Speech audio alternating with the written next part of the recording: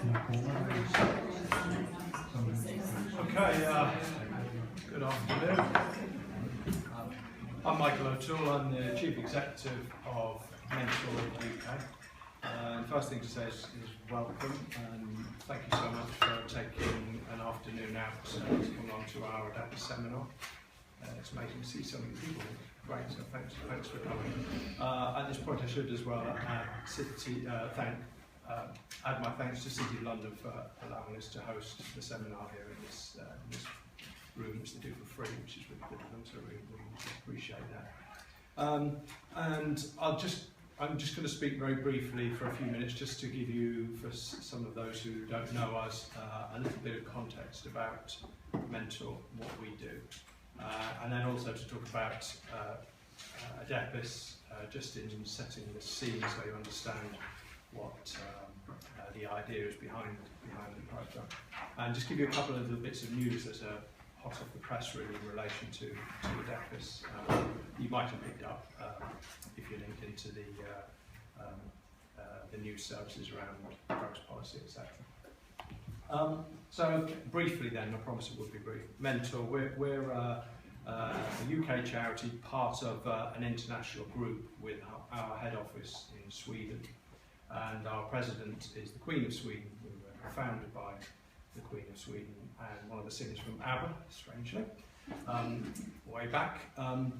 We've been working in the UK since the late 90s and established as a charity in 2005.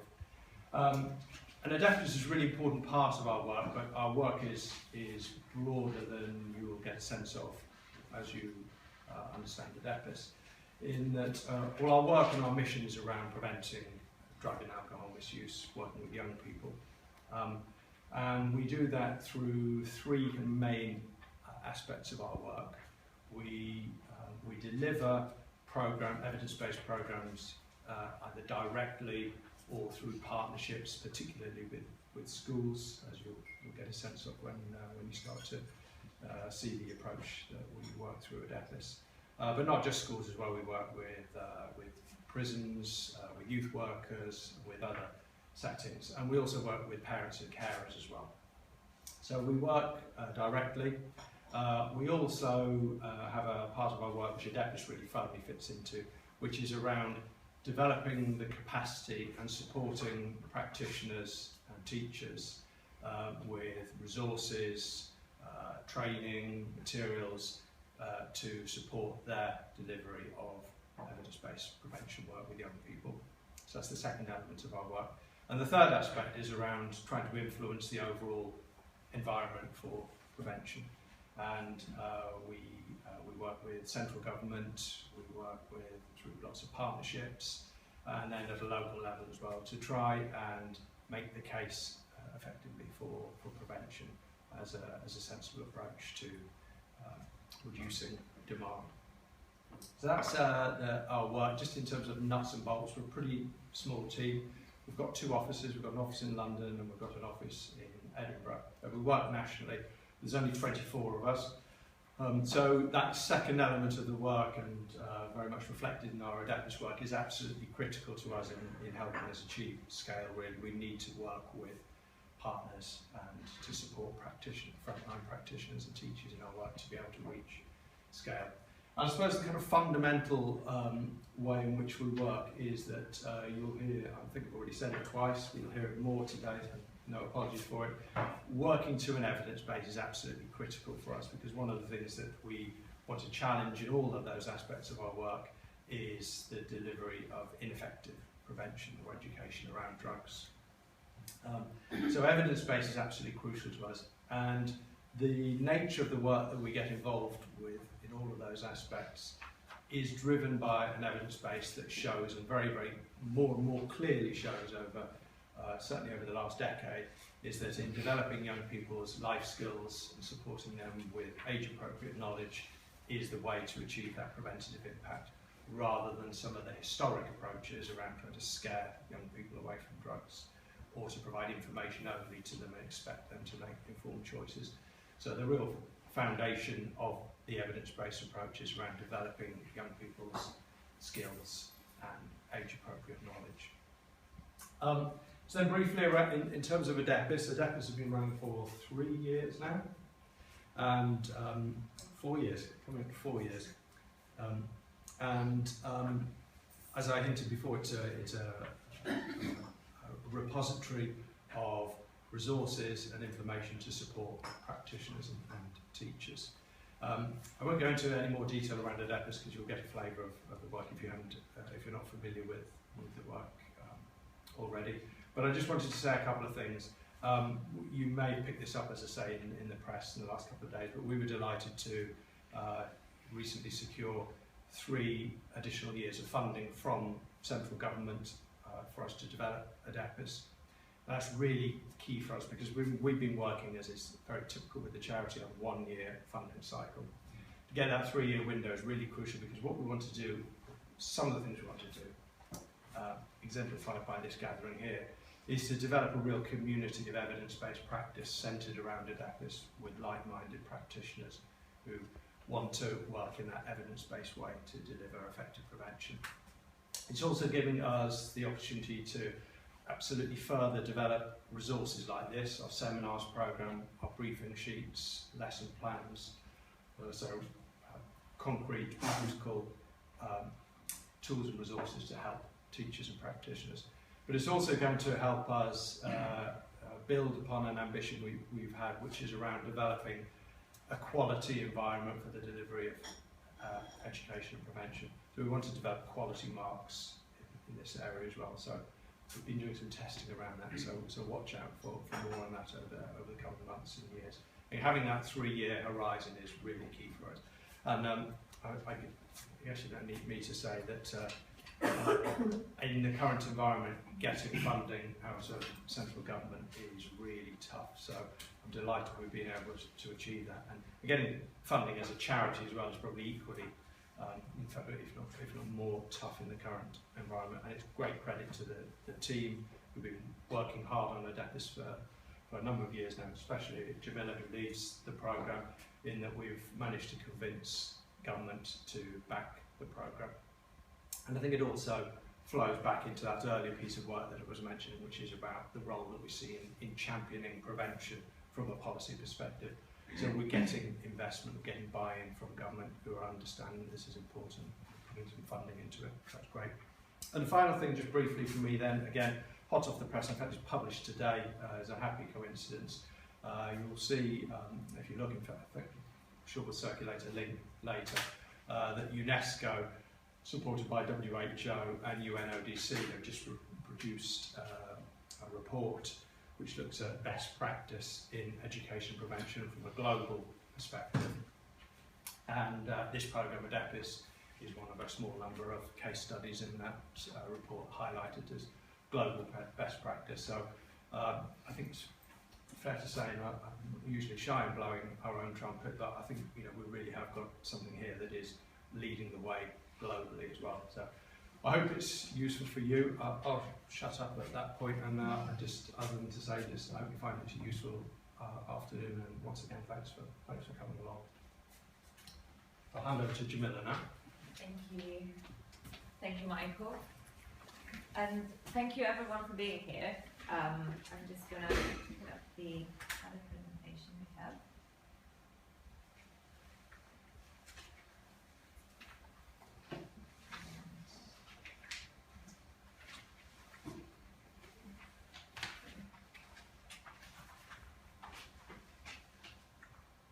Right, so thank you very much, and as Michael mentioned, it's great to see some of you who had already been coming along to previous seminars. It's great to see all of you here anyway. And as Michael said, it's a great day today because it's a launch for our seminar series. Some of you who have attended our previous seminars in past years, you'll know that we organize and deliver regional seminars around evidence-based practice as well as training. So you have a look at our website, because in the next few years we will have more training seminars, especially focusing on teachers, practitioners, and also trying to engage with other field settings in the community, but also specifically trying to build up this community of evidence-based practice through our network. So today I'd like to take you through some of our work as part of ADEPIS, but most importantly highlighting some of the tools that we have available and you have available to really look at how do we select evidence-based practice in our field, how do we know what programs we deliver, and how do we as practitioners or commissioners, how do we make sure that we implement the best evidence in place, and how do we make sure we contribute to evidence as such. So, as Michael mentioned, our approach is very much a holistic, life course and systemic approach to prevention, in the sense that we look at a variety of settings and a variety of fields. And we do believe that early intervention and prevention is the key. And in so doing, we try to work at the various stages of the life course of an individual, so acting as early as possible and trying to deliver targeted and universal type of practice for a variety of target audiences. So that means working with schools, working with communities, with families, kinship carers, and parents, as well as working in other settings in the community, which is something we're trying to develop further, especially in the next 3 years coming up for ADEPIS. So building our links to really develop the life skills and build the resilience of children and young people. So today we are focusing on evidence, and just briefly we thought I would focus on the importance of evidence and why do we think that evidence is important, and especially why do we need evidence to improve alcohol and drug education. I think the amount of evidence around drugs and alcohol prevention is fairly robust, I'd say. I think we're lucky enough in the field to have this amount of evidence and have this amount of information. I think the key question today is how do we make sure that we use it, how do we make sure that we use the resources that we already have, and that's what we're trying to do with the seminar here today. So first of all, evidence is important because, as you know, it will bring accountability for your own program, it will bring confidence, it will give you enough information and evidence and enough validation to learn and continue improving the work that you're doing, so to build up on needs assessment and evaluation and improving the work we're doing. But also, it allows us to understand whether we're having any impact in what we're doing. And again, here is very important for all of us in the room, as practitioners, as commissioners, as educators. We need to make sure that what we're doing has an impact on the young people we're working with. So these are some of the reasons why we're still promoting evidence, and we do believe that it is really important to look at this. So when we look at evidence, what are the key things we're looking at? As I said, like, there is a broad landscape of a variety of information and resources, and there are different ways in which we can use data. And in our work, what we're trying to do is that we are looking for rigorous evaluation. They're assessing impact and outcomes. So the key thing is to make sure that we are clear with our outcomes and the impact that we're making, and we have the right tools to be able to prove that. It's the replicability, so a good evidence-based program needs to be replicable. Obviously, we can be at various stages of this evidence, but in the development and designing of new programs and educational curriculum as well, we need to keep in mind that those need to be replicable and be sustainable over time, and especially sustainable in relation to the effects. So this is why the evaluation of impact and the variety of information sharing is really important to really make sure that those effects are sustained over time. And we thought we'd leave a quote that we particularly like around to denotate evidence. So we think that well-supported evidence-based intervention program is usually comprised of two components, which is the strong magnitude of impacts, as well as a fair and rigorous methodological approach, which are the key components. So how does evidence inform practice? And I think that's where we're starting getting into the key and the core theme of today's session. So evidence is out there, but how do we make sure that we bridge the gap between academia, research, and what we're doing on our daily lives? And that's what ADEPIS was set up for, and that's what we're always trying to do as part of these regional seminars, as well as other activities that we're doing through Mentor.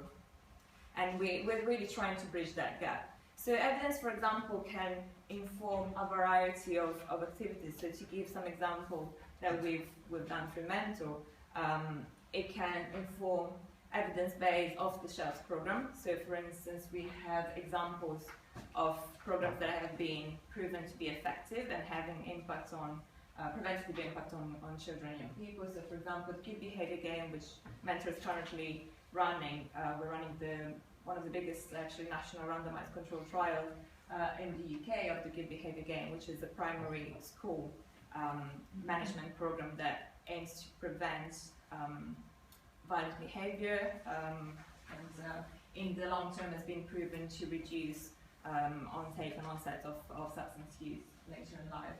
And then we have Unplugged, which is a secondary school-based program. Again, it's 12 to 14 years old, and it's a set of modules, 12 weeks modules based on life skills-based education. And these two programs are just an example of the variety of programs that are out there and that have been proven to be effective in reducing or preventing the use of substances in children and people, but really to work to prevent a variety of risk behaviors. The other way in which we have been using evidence, and we're hoping in the future with yourselves to be using evidence, is to promote quality standards around alcohol and drug education, so effective alcohol and drug education, to make sure that everything that is delivered in the best quality possible. So we've developed these quality standards back in 2014, but what's new about this is that as part of last year's work and what will be coming into place in the next 3 years, is that we've developed a series of quality marks. So it's basically the developmental tools for practitioners and for schools. So we developed this based on the quality standards. They're looking at supporting schools on one hand to really make sure they provide best quality alcohol and drug education in their settings. And then on the other hand, we have quality developed against the European Drugs Prevention Quality Standards, as well as the ADEPIS quality standards. And those are looking at, what are we doing as practitioners? Are we making sure that we're, everything that our activities are based on evidence? Are we making sure that we're evaluating, or we're making sure that we are actually asking young people we're working with what are their needs? Are we tailoring everything to their needs and evaluating and improving on that perspective? So as I mentioned, ADEPIS has been developed to do this, and we're trying to continue to promote this. As Michael mentioned at the beginning, ADEPIS has been acknowledged as the leading source of evidence-based practice, so we're hoping to continue to do so. And it's great to have seen this international recognition so far, and we're hoping that this will continue, especially with the work we will be doing together on that. And as part of ADEPIS, since April 2015, as many of you may know, ADEPIS has started managing CAYT, which is the Center for Analysis of Youth Transition. And I think that's where we will be focusing on today, so that you're aware of the key tools that you have to look for evidence-based practice and to look for key interventions that may be relevant, may be useful for your own areas. And the Center for Analysis of Youth Transition was initially managed by the Institute for Fiscal Studies. But as I said, since April 2015, it's become part of ADEPIS, and we've been managing and improving that. So the Center for Analysis of Youth Transition, or CAYT, has got a database of evidence-based practice. So what we do is that we assess evaluations of programs and interventions that have shown to be effective. So we look at the evaluation, we look at the material, we look at the structure of the program and intervention, we look at the objectives and the aims, and we include them in the database for people like you to access, so to make sure that you have the right information at the right time when you need it. So the aim of the repository is really to bring together evidence on what works in terms of policies and interventions, designed to assist young people and to really help and support young people in the transitions across their lives. So again, following the whole life course approach, focusing on early intervention and prevention. So this is the website. Please have a look at it, because there is some useful information, and there is quite a lot that you'll be able to contribute to, because we are really looking to improve and add on to this database to include more studies and more programs. So this is just to give you a bit of an overview of how it looks like at the moment. We'll be working on the website, so like the layout will change a little bit, but at the moment this is how it looks like. So you'll be able to access the repository of the database from the top, or you'll be able to look for publication specifically. And once you look on publication, the actual target audience, first of all, is for both commissioners and practitioners. So it's really important that we are all aware, and it's really important that as well you share this with colleagues, because for the commissioner's perspective, it is good for commissioners to be aware of what's in the database, to really obtain the right information should they want to commission additional work, or should they want to look at what is promising in terms of programs and policy areas, and what needs to be improved. So there are some gaps identified in the database. And for practitioner service providers, could function in two different ways. So if you as a practitioner would like to implement one of the programs that are already in there, you'll be able to access the report, get the contact details of the person who developed the program, be able to contact that directly, get all the information you will need, and then off you go. You'll be able to implement that intervention. Or alternatively, if you have developed yourself a program that you feel, we've been evaluating, we've got like a good theory of change behind it, we feel it should be in there, just contact us. There is a sign-up form at the end of the website. There's a contact us page. You can submit all the relevant information and evidence, and we'll be able to let you know if the program can be added on the database. As I mentioned, is early intervention and youth programs. So anything related to working with children and young people, mainly specifically looking at a variety of risk factors, preventing risk factor and risk behavior, within a variety of settings. So there is absolutely no, doesn't necessarily focus on alcohol and drugs specifically. So it's broader than that, and it's really built around the life skills and resilience for children and young people. And this is how the other part of the website looks like. So if you go on to publication, you'll be able to search, and you'll be able to search for the keywords. So if you know a particular study that is in there, you can search for the keyword. If you're looking for a specific target audience, you can look for that. And publication type, you can search for the CAYT impact studies, and if you click on that, you will basically get all the impact studies that are currently on CAYT. But then obviously you're able to look by field, age group, whether the intervention has been tried in the UK or not, whether it's universal or targeted. So there are a wide variety of searching field that you'll be able to use to actually make sure that you're looking for the right program for you. And in terms of the repository, how does it work? As I mentioned, we are looking to include more evidence. We're trying to build our evidence base. This is why I think it's important to have all of us here in the room to make sure that we're all aware of this and we're all promoting the evidence base. So we are including new programs. So we're looking for any program that has a clear and independent evaluation, has a clear theory of change with clear outcomes, as well as the program development that is being based on evidence. So one of the key criteria and standards on what works. And I'd say that CAYT as a database of evidence-based practice is slightly different compared to other databases that are existing. So obviously there are other databases of evidence-based practice out there. The main difference that CAYT has compared to those high-level, more kind of academic databases is that CAYT is mainly tailored to be accessible for commissioners, teachers and practitioners. So the language and the format we use is we try to make it accessible.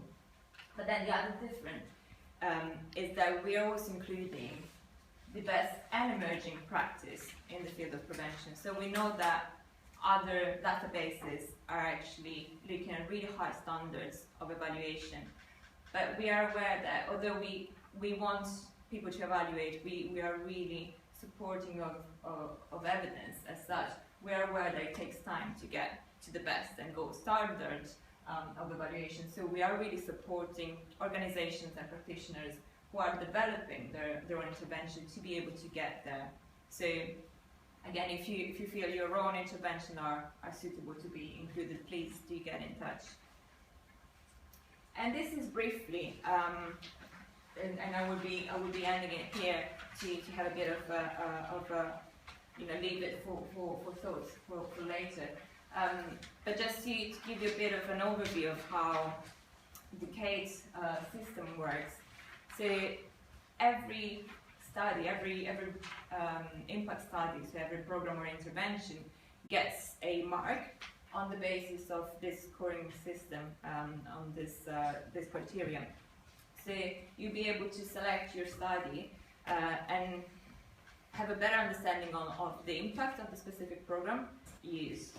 So you'll be able to really try to judge yourself. Do you want a program that is, you're looking mainly at the impact, but also you need to be aware that the evaluation used may not necessarily say how do you judge it. So like the scoring system is really there to help and assist you when you're looking for the right program and information. So just to give you an overview, the impact grades at the moment are from no impact to high impact. And the level of evidence at the moment goes from a basic study that doesn't really have any consistent evaluation, so it doesn't have pre and post questionnaires. It's more of an ad hoc study that looks at the delivery.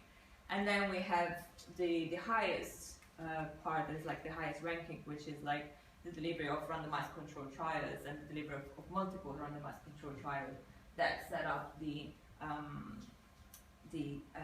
evidence of this specific program.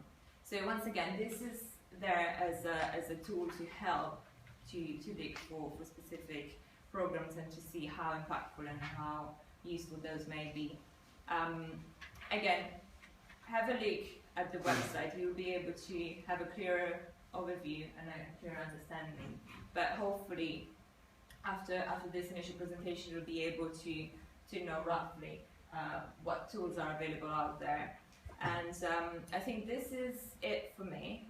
That's the last slide on this presentation. And I think at the moment, sorry, I should have mentioned we're actually live streaming.